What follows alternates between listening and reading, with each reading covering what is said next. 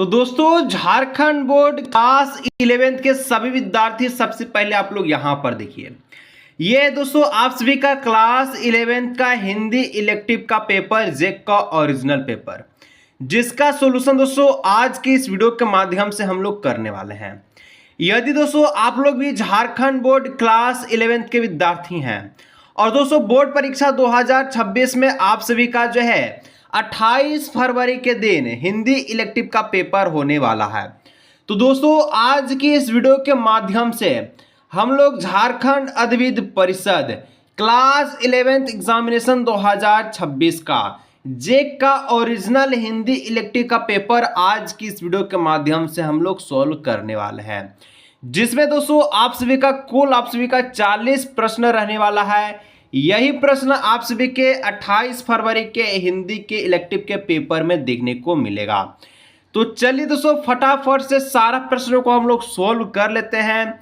यदि आप लोग भी चैनल पर पहली बार आए हैं, आप लोग चैनल को आप लोग सब्सक्राइब कर लीजिएगा।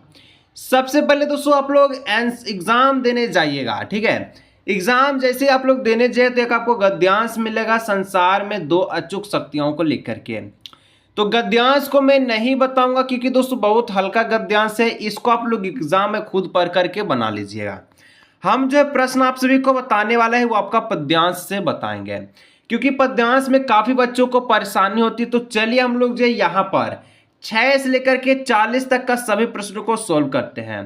1 से लेकर के 5 तक का प्रश्न आप लोग खुद से एग्जाम में सोल्व कीजिएगा। 11th के विद्यार्थी हैं, क्या गद्यांश में ढूंढकर आंसर को नहीं बना सकते, बना दीजिएगा, ठीक है। वही गद्यांश रहेगा संसार के दो अचूक, ठीक है। अब देखिए यहाँ पर जैसे आप लोग एग्जाम दीजिए तो एक पद्यांश रहेगा। पद्यांश आप सभी का यहाँ पर आप सभी का आ चुका है।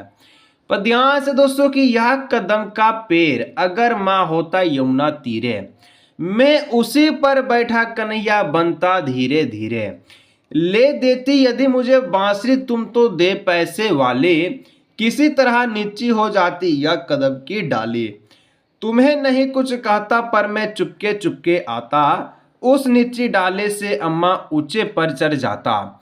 इसके बाद यहाँ लिखा कि वहीं बैठे फिर बड़े मजे में बांसुरी बजाता, अम्मा अम्मा कहकर, ठीक है, बांसुरी के स्वर में तुम्हें बुलाता। तो दोस्तों यहाँ पर माँ और बेटे को लेकर के बांसुरी को लेकर के यहाँ पर पद्यांश एग्जाम में रहेगा। चलिए इसके द्वारा पूछे गए प्रश्न का जवाब देखते हैं। प्रश्न नंबर 6 कि बालक के कंदप पर, ठीक है, कंदप के पैर पर बैठ के क्या करना चाहते हैं। तो दोस्तों यहाँ पर क्या करना चाहते हैं, बांसुरी बजाना चाहते हैं। ऑप्शन नंबर 20 का हो जाएगा बांसुरी बजाना, ठीक है।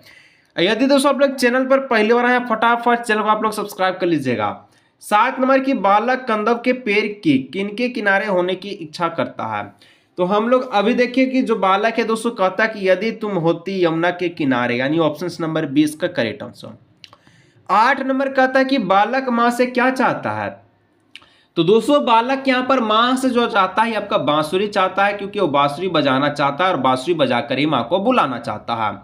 तो ऑप्शन नंबर सी हो जाएगा बांसुरी।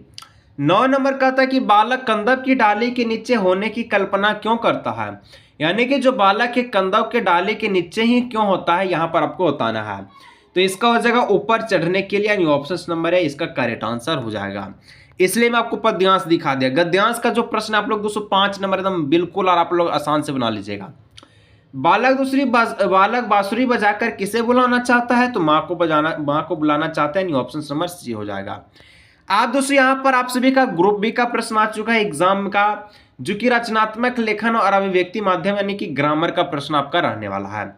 जैसे कि आप लोग देख सकते हैं 11 नंबर का प्रश्न है, प्रार्थना पत्र में मैं आपको विश्वासी लिखने के बाद किसका हस्ताक्षर होता है, यानी कि जो प्रार्थना पत्र होता है उसको में विश्वासी जो लिखने के बाद इसका एक साइन होता है, किसका साइन होता है, आपका प्रेषक का होता है। ऑप्शन नंबर ए हो जाएगा प्रेषक का करेक्ट आंसर।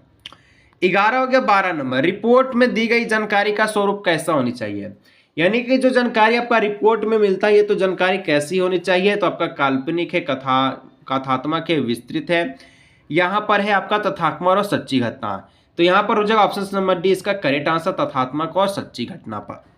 अब देखिए 13 नंबर का जो प्रश्न है कि पत्रकारिता का मूल तत्व क्या है। तो दोस्तों पत्रकारिता का मूल तत्व हो जाएगा जिज्ञासा, यानी कि जानने की चाह।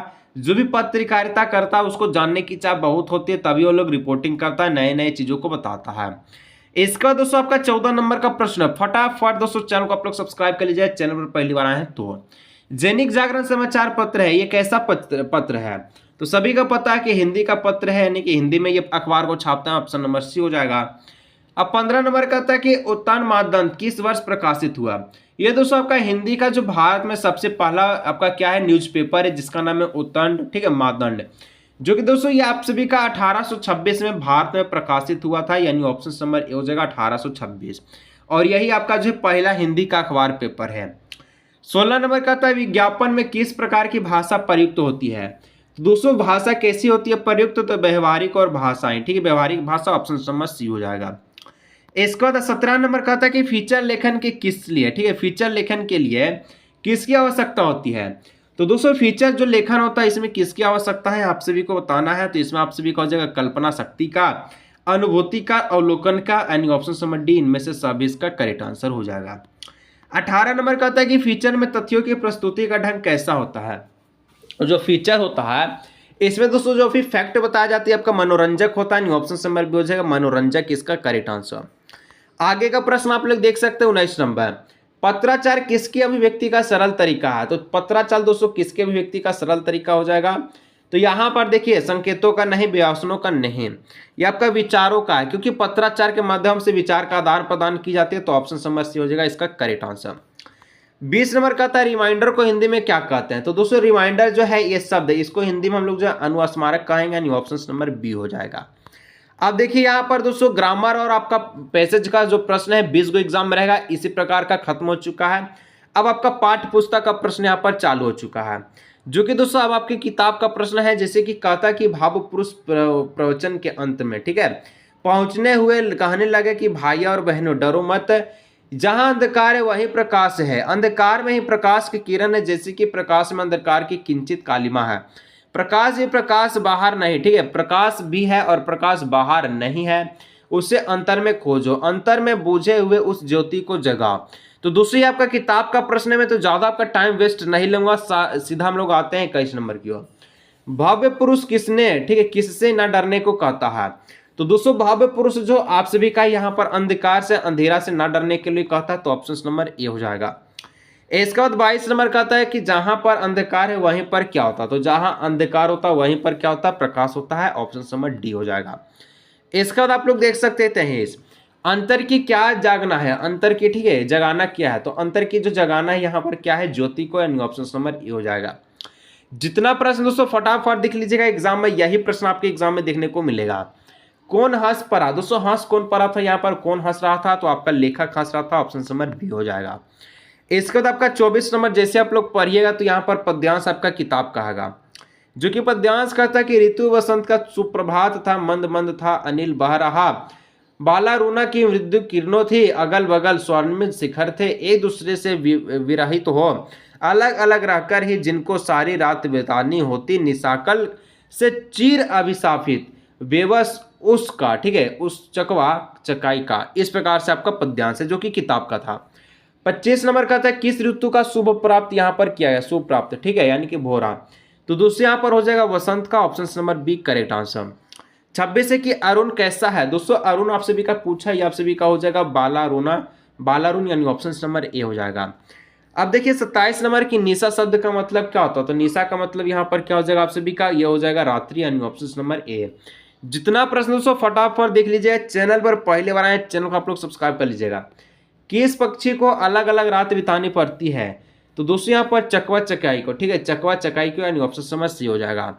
अब देखिए 29 नंबर प्रेमचंद्र का मूल नाम क्या था? प्रेमचंद्र का वास्तविक नाम यहाँ पर पूछा तो हो जाएगा आपका धनपत राय, ऑप्शन नंबर ए हो जाएगा। ईदगाह कहानी के लेखक कौन है? तो ईदगाह का जो कहानी है, जो इसका चैप्टर है, इसका लेखक कौन है? प्रेमचंद है, यानी ऑप्शन नंबर सी हो जाएगा। सूखा पत्ता किसकी रचना है? दोस्तों सूखा पत्ता यहाँ पर जो हो जाएगा, ये आपका जो है अमरकांत का रचना है, ऑप्शन नंबर ए। अब नेक्स्ट 32 नंबर ज्योतिद्वा फूले, ठीक है, पाठ के लेखक कौन है? तो ज्योतिद्वा जो फूले, इसके जो पाठ के लेखक आपका सुधा अरोरा हो जाएगा, ऑप्शन नंबर ए इसका करेक्ट आंसर हो जाएगा। यामा किसकी रचना है? दोस्तों यामा आप सभी का महादेवी वर्मा की रचना, सभी को पता है, तो ऑप्शन नंबर ए हो जाएगा। अब संध्या के बाद पाठ के रचयिता कौन है? संध्या के बाद यानी कि शाम के बाद जो पाठ के जो रचयिता है आप सभी का पंत हो जाएगा, ऑप्शन नंबर ए। सूरसागर किसकी रचना है दोस्तों? सूरसागर किसने रचा है? तो सूरसागर आप सभी का रचा है सूरदास के द्वारा, ऑप्शन नंबर ए। इसका 36 नंबर कहता है कि जाग तुझको दूर जाना कविता के कवि कौन है? यानी कि यहाँ जो कविता दिया गया है जाग तुझको दूर जाना, इसके कवि का नाम पूछा, लेखा यानी कि आपका पोएट्री का नाम पूछा, जिसका नाम हो जाएगा Mahadevi Verma, option number D. आगे का प्रश्न आप लोग देख सकते हैं, हुसैन की कहानी अपनी जवानी पाठ के लेखक कौन है? हुसैन की कहानी अपनी जवानी पाठ के लेखक हो जाएगा मकबूल फिदा हुसैन। आगे बढ़िए 38 नंबर। मकबूल अब लड़का क्यों नहीं रहा? तो दोस्तों क्या लड़की बन गया था? नहीं सर जी, तो ये दादा चल बसे थे, ऑप्शन नंबर ए हो जाएगा। ठीक है, चलिए अब आगे आप लोग नेक्स्ट क्वेश्चन है 39 नंबर। आवारा मसीहा दिशाहारा, ठीक है, नामक पाठ के लेखक कौन है? तो इसका पाठ के लेखक आपका हो जाएगा विष्णु प्रभाकर, यानी ऑप्शन नंबर ए। अंतिम लास्ट प्रश्न एग्जाम का आ चुका है, आवारा मसीहा किस व्यक्ति की जवानी पर आधारित है? तो ये आप सभी का शरत चंद्र पर, यानी ऑप्शन नंबर सी। तो दोस्तों ये रहा आप सभी के एग्जाम का सबसे important and the most important जेक का ओरिजिनल क्वेश्चन। मिलते हैं किसी और भी नए वीडियो में, चैनल को सब्सक्राइब कर लीजिए।